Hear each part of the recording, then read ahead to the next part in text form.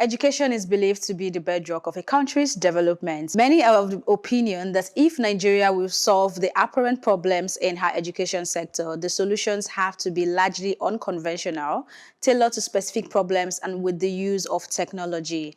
This is 101 on Plus TV Africa, and on this episode, we will focus on education, technology, and entrepreneurship. My name is Elsie Godwin. Joining us virtually is a renowned Nigerian entrepreneur, business mogul, and investor, Sim Shagaya. Shagaya is popularly known as founder of one of West Africa's largest e-commerce websites, Konga.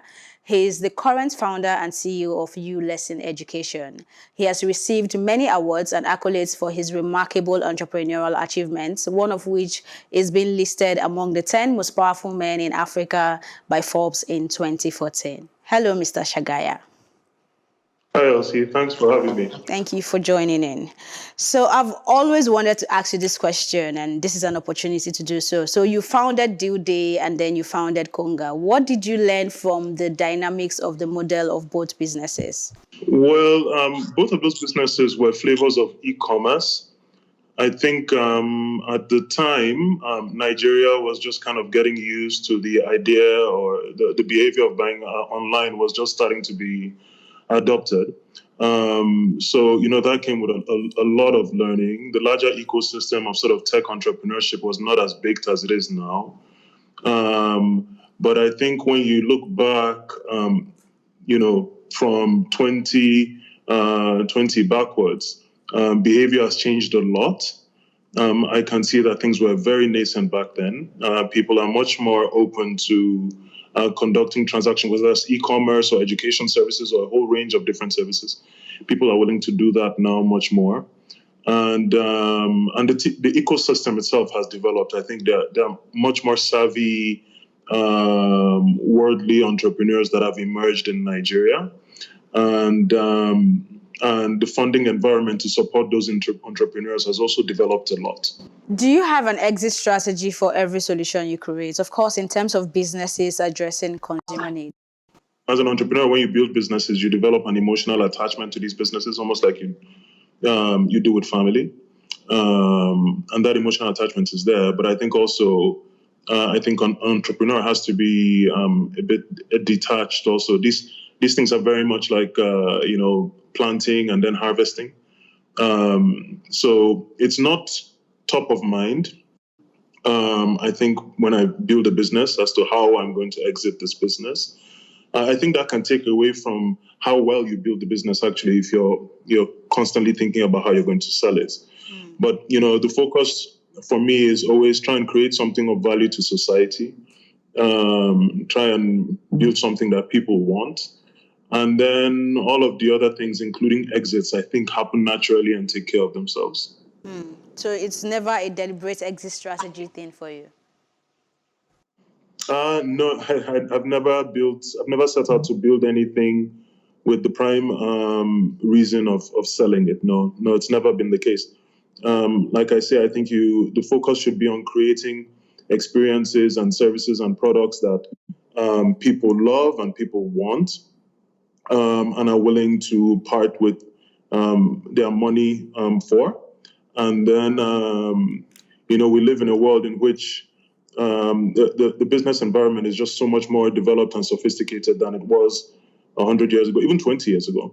And so you will invariably find players that would see more value that even you perceive in what you've built and would be willing to buy that business.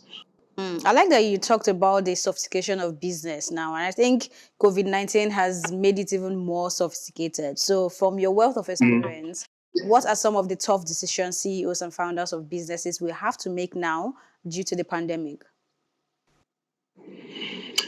So I think it's become a bit trite to say that what we're going through right now is kind of, it hasn't happened in a very long time. The last time anything like this happened was just about 100 years ago.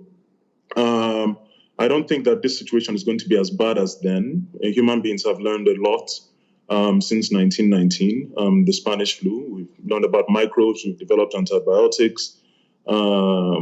We have technologies that allow us to communicate and self-organize in a way that allow us to practice and enforce social distancing in a way that we haven't ever before. But these are challenging times any which way. The pain that is going to be felt is going to differ from sector to sector.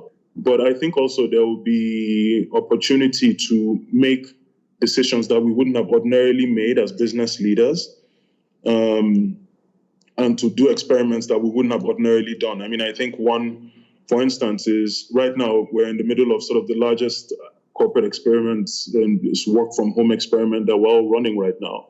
And I must say, for me, it turns out it's turning into a very interesting experiment. I'm seeing really interesting results in terms of, reduction in overheads, in terms of an ability to engage with and motivate a team, in terms of my ability as a leader to understand who is self-motivated, who doesn't need that oversight of a CEO sort of staring over his shoulder in a physical office. And even me as a leader, I think physical offices give us this sense of control, and I think to a large degree that sense of control is a bit of an illusion.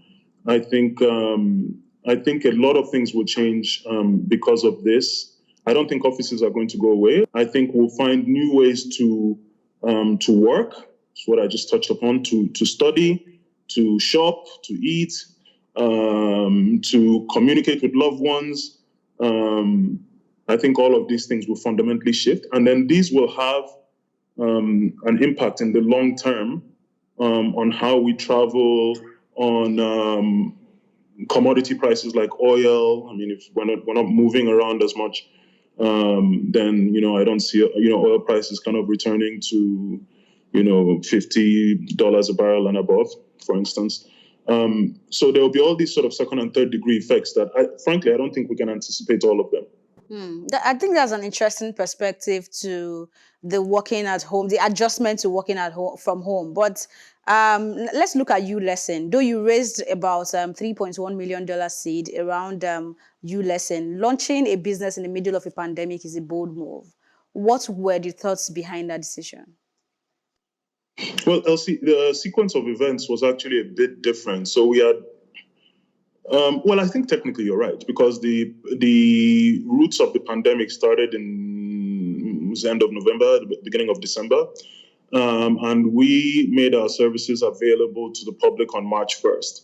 But that said, we had begun development of this project as early as May of 2019. So this started a while ago. We didn't know that this was coming. As the pandemic started to, even before it was called a pandemic, I think we started to get a sense that something extraordinary was going on as a management team of uLesson. We had a sense that, we knew what we were building was of value, in the sense that we take some of the best teachers we can find in Nigeria, absolutely brilliant people. I mean, these are some of the most educated, some of the smartest people who can take very complex scientific concepts and explain it in a way that any young person can digest, any learner can digest and assimilate and gain real academic mastery. And we're taking these people and we're using digital technologies and media and all of these things and combining it and creating this amazing product. We knew we were creating something of value, but then as the pandemic started to sort of show its true impact, we knew that we would see an acceleration of adoption. It wasn't something, I've had friends and, sort of families say, oh, did you know this was going to happen? We certainly didn't know it was going to happen. We're just really pleased that we can play a role in allowing people to continue to learn, even in the context of, against the backdrop of school closures. So would you say uLesson is one of the solutions to the need for an apparent transitioning from online experience in learning, or a supplement to the sector? So it's a multidimensional problem, I think. So first of all, I think we have to establish one fact. So I think the current framework for teaching and educating young people and learners, even adult learners, I think is not sustainable. It's serving some people, but it's obviously not sustainable when you're looking to educate a young population that is as large as Nigeria has. It just doesn't work. If you look at Nigeria's spend as a percent of GDP or as a percent of government spending on education, it actually is reasonable when you compare it as a percentage to other countries. But nominally, it's not good enough. And that is because our resources are just limited. And I'm not making any sort of judgment call here as to the efficiency of spending. That's not the call I'm making. And this is also not just limited to government spending, it's even private investment also.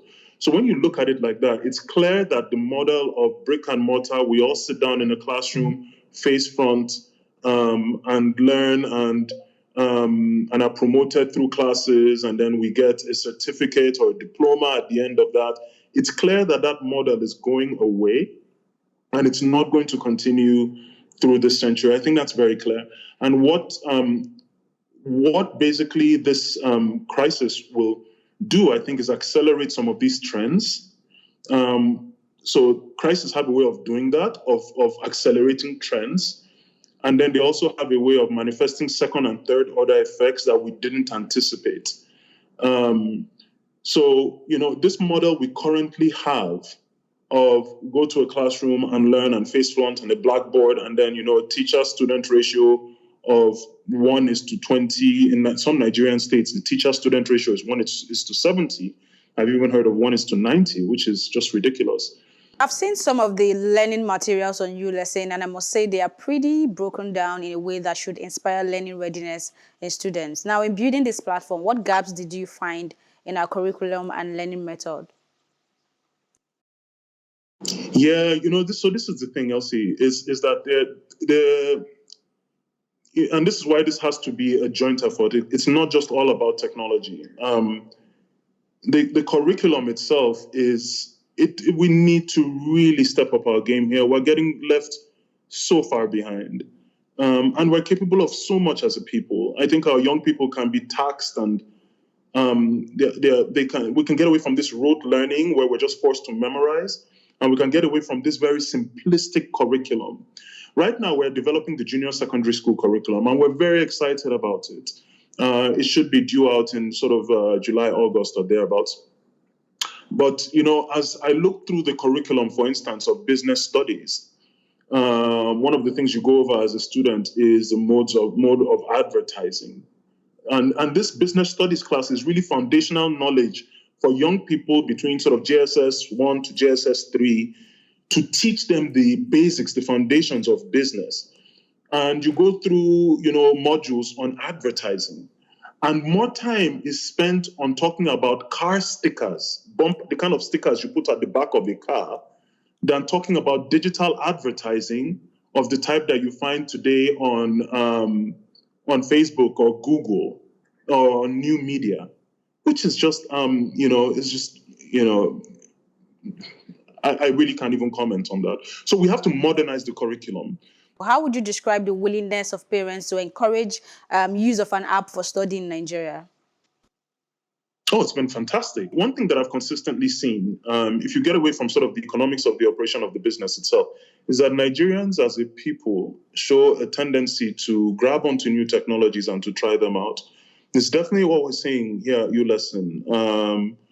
We're seeing a range of income levels, parents from sort of higher income, urban Lagos to rural Kaduna are subscribing for their kids. And of course, Nigeria sort of, word of mouth drives a lot today. So we see interesting things where a kid will sign up and then they will start using the service. And then the next week we'll see orders or subscriptions from around the neighborhood or the same street as that person. So we're seeing that. And that means that basically is that function is driven by the fact that the young person is willing to talk about it, or the family is willing to tell their neighbor, you really should check this out.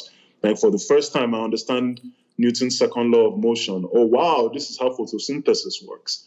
I understand what eukaryotic cells are. For the first time, I can see an amoeba swim behind an instructor and he can point at the protoplasm and the nucleus and all of that. When the product is experienced, I think adoption is just it's a natural consequence. And so that's what we're seeing. I think we've been really, really pleased with it. All right. Thank you so much for your time. I wish we had more time to discuss more, but we have to go. Thank you, Sim. Thanks for having me again, Elsie. All right. Take care.